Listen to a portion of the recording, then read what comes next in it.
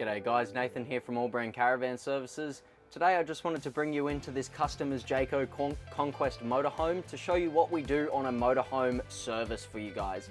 So with the motorhome services, we don't actually do the bearings and brakes service per se, although we do an absolute check over, a vigorous check over everything inside and outside of the van that is not related to the axle. So we will check everything from the battery levels all the way to the charging circuit, solar if it's installed, wind guards, pumps, gas operation, everything like that. We will check windows, shade protections, make sure none of them have any rips or holes in them. We'll go through, make sure that all the power points and everything on 240 volt is working as well. And if you follow me outside, guys, I'll show you a bit more about what else we do outside of the van.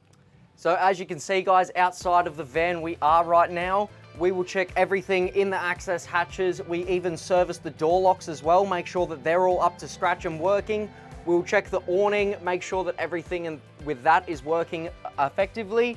Check the fridge vent, everything there, nothing blocked, no gas leaks, anything like that. We'll also check the water tank hoses and things like that underneath the motorhome itself.